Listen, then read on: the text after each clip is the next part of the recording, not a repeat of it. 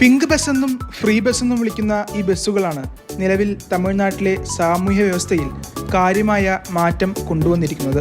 ഗ്രാമനഗര വ്യത്യാസമില്ലാതെ സംസ്ഥാനത്തെ 6000-ഓളം റൂട്ടുകളിലോടുന്ന 7000-ഓളം ബസ്സുകളിലാണ് സ്ത്രീകൾക്ക് സർക്കാർ സൗജന്യ യാത്ര അനുവദിക്കുന്നത്. പിങ്ക് ബസ്സുകളിൽ ദിവസേന സഞ്ചരിക്കുന്ന സ്ത്രീ യാത്രക്കാരുടെ എണ്ണം കേട്ടാൽ ആരും ഒന്ന് അതിശയിച്ചു പോകും. 50 മുതൽ 55 ലക്ഷം പേർ. இந்த ஃப்ரீ பஸ் வந்து எங்களுக்கு கொஞ்சம் யூஸ்ஃபுல்லாக இருக்குது. நிறைய இடத்துக்கு போகிறதுக்கும் நல்லா இருக்குது. சம்டைம் தான் நான் க்ரௌடாக பார்க்குறேன், பட் இது கொஞ்சம் யூஸ்ஃபுல்லாக தான் சார் இருக்குது. லேഡീஸ்லாம் எங்களால் എല്ലാ இடத்துக்கும் പോകാൻ முடியுது.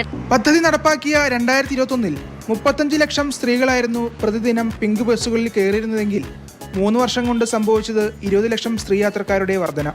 സ്ത്രീകൾ എത്രത്തോളം പിങ്ക് ബസ്സിനെ ഉപയോഗപ്പെടുത്തുന്നു എന്നതിന് ഈ കാണുന്ന ദൃശ്യം തന്നെ ഉദാഹരണം.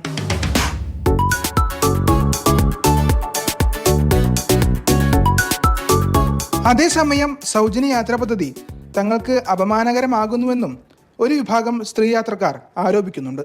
அது நிறையா பேருக்கு யூஸ்ஃபுல்லாக தான் இருந்துச்சு. இப்போ ஃபஸ்ட்டு கொடுக்கும்போது யூஸ்ஃபுல்லாக இருந்துச்சு. இப்போ நாளாக அது என்னாச்சுன்னா ஜென்ஸ் மத்தியில் ரொம்ப எங்களை கேவலமாக பேசுகிற மாதிரி ஆக்கிட்டாங்க.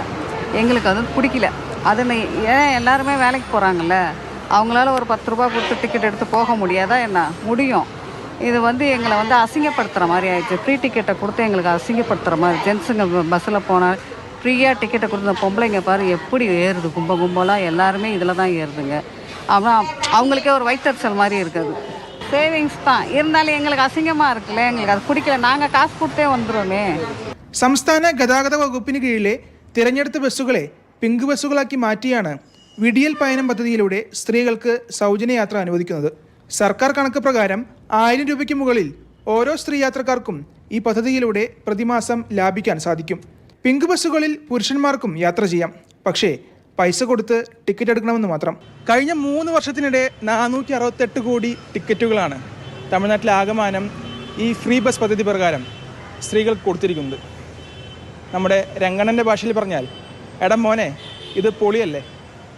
ചെന്നൈയിൽ നിന്ന് വിനയ് ഉണ്ണി, മാതൃഭൂമി ന്യൂസ്.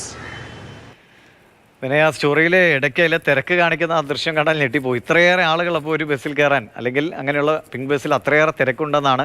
അപ്പോൾ ഇത് ആളുകൾ എങ്ങനെയാണ് ഇവരുടെ യാത്രകൾ, ജോലിക്ക് വേണ്ടിയുള്ള യാത്രകളാണോ അല്ലാതെ സ്ഥലങ്ങൾ കാണാനൊക്കെ ഈ ഒരു സൗജന്യ യാത്ര വന്നതോടുകൂടി ആളുകൾ ഇറങ്ങുകയാണോ?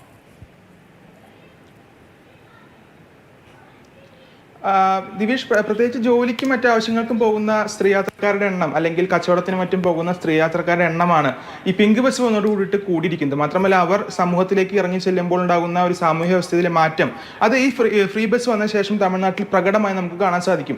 2021 ജൂണിലും ജൂലൈയിലും മറ്റുമാണ് ഇതിന്റെ തുടക്കം. അന്ന് 35 ലക്ഷം സ്ത്രീകളായിരുന്നു ഇതിൽ യാത്ര ചെയ്തിരുന്നെങ്കിൽ ഈ 3 വർഷത്തിനിടയ്ക്ക് അതിന്റെ 20 ലക്ഷത്തിന്റെ വർധന, ഏതാണ്ട് 55 ലക്ഷം സ്ത്രീകളാണ് പ്രതിദിനം ഇതിൽ യാത്ര ചെയ്യുന്നത്. നേരത്തെ പറഞ്ഞ പോലെ 468 കോടി ടിക്കറ്റുകൾ ഈ 3 വർഷം കൊണ്ട് കൊടുത്തുവെന്ന് പറയുന്നതിൽ തന്നെ നമുക്ക് അതിന്റെ ഒരു വ്യാപ്തി മനസ്സിലാക്കാൻ സാധിക്കും. എന്തായാലും സ്ത്രീകൾ കൂടുതൽ സമൂഹത്തിലേക്ക് ഇറങ്ങി വരുന്നു, അവരുടേതായ പങ്കാളിത്തം അവിടെ ഉറപ്പിക്കാൻ സാധിക്കുന്നു. അതിൽ ഈ ഫ്രീ ബസ്സിന് അല്ലെങ്കിൽ പിങ്ക് ബസ്സിന് വലിയൊരു പ്രാധാന്യമുണ്ട്. അതിന്റെ കണക്കുകളാണ് നമ്മൾ കണ്ടത്.